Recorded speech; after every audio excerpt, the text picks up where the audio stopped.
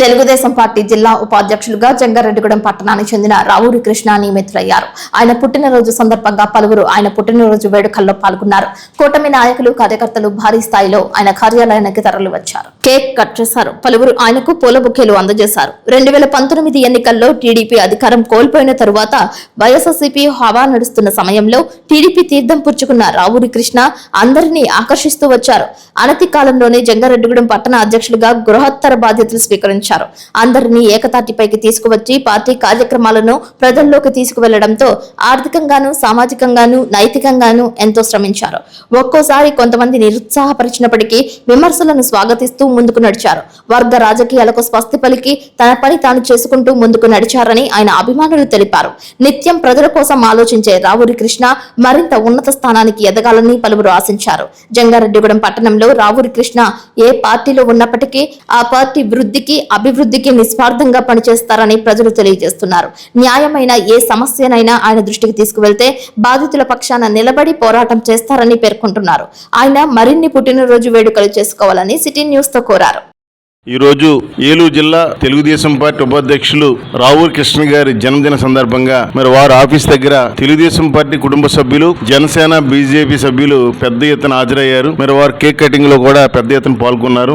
మరి ఈ కార్యక్రమానికి కూడా ఇతర పెద్దలు చాలా మంది వచ్చారు. వారందరికీ కూడా పేరు పేరున అభినందనలు తెలియపరుచుకుంటూ, మరి రావూరి కృష్ణ గారు గత 5 సంవత్సరాల క్రితం వేరే పార్టీ నుంచి తెలుగుదేశం పార్టీలోకి వచ్చినప్పుడు అప్పుడు చాలా స్తబ్దతగా ఉన్నారు అందరూ కూడా. మరి ఆ టైంలో వారికి కీలకమైన బాధ్యతలు అప్పచెప్పడం జరిగింది టౌన్ పార్టీ అధ్యక్షులుగా. మరి ఆ కాలంలో మరి ఆయన అన్ని రకాలుగా ఆర్థికంగా గానీ, అందరిని కలుపుకెళ్తంలో గానీ చాలా బాగా పనిచేశారు. పనిచేయబట్టే మొన్న ఎలక్షన్స్ లో, అసెంబ్లీ ఎలక్షన్స్ లో 12,500 ఓట్ల మెజార్టీ, అందరి సమన్వయంగా పనిచేయబట్టి అంత మెజార్టీ తీసుకురాగలిగాం. మరి దాన్ని గుర్తించిన అధిష్టానం వారికి జిల్లా పార్టీ ఉపాధ్యక్షులుగా పదవి ఇచ్చి మరి చాలా గౌరవాన్ని ఇచ్చింది. అంతేకాకుండా మన శాసనసభ్యులు సొంగ రోషన్ కుమార్ గారు కూడా అత్యంత ఆప్తుడు, మిత్రుడు కూడా. అనేక సందర్భాల్లో నా అడ్వైజర్ లేకపోతే ఈ ఊరికి ఏదైనా సలహా కావాలంటే రావూరి కృష్ణ దగ్గరికి వెళ్ళమని చెప్పే వ్యక్తుల్లో మొదటి వ్యక్తి అని ఈ సందర్భంగా వారు తెలియపరుచుకుంటూ, అంతేకాకుండా మేమిద్దరం ఒకసారి నారా చంద్రబాబు నాయుడు గారి దగ్గరికి వెళ్ళాం. వారితో కూడా నిర్మోహమాటం లేకుండా మాట్లాడేయడమే. వారు కూడా అప్పుడు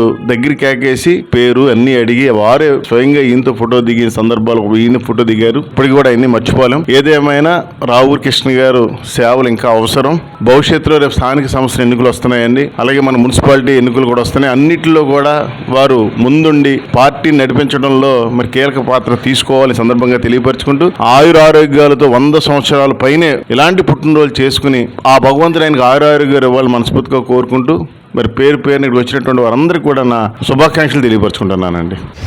ఈ రోజున ఏలూరు జిల్లా తెలుగుదేశం పార్టీ ఉపాధ్యక్షులు రావూరి కృష్ణ గారి జన్మదిన సందర్భంగా ఇక్కడికి విచ్చేసినటువంటి తెలుగుదేశం పార్టీ కుటుంబ సభ్యులకు, జనసేన, బీజేపీ కార్యకర్తలకు, నాయకులకు అందరికీ కూడా మనస్ఫూర్తిగా శుభాకాంక్షలు తెలియజేస్తూ, ఈ రోజున రంగారెడ్డిగూడెం పట్టణంలో తెలుగుదేశం పార్టీ ప్రతిపక్షంలో ఉన్నప్పుడు తెలుగుదేశం పార్టీ పట్టణ అధ్యక్షునిగా అనేక పార్టీ కార్యక్రమాలు నిర్వహించి పార్టీని బలోపేతం చేసి 2024 ఎలక్షన్లో రంగారెడ్డిగూడెం పట్టణంలో తెలుగుదేశం పార్టీకి మెజార్టీ రావడంలో కీలక పాత్ర పోషించినటువంటి రావూరి కృష్ణ గారి జన్మదిన సందర్భంగా ఆయన ఇటువంటి పుట్టినరోజులు మరెన్నో జరుపుకోవాలని మనస్ఫూర్తిగా కోరుకుంటూ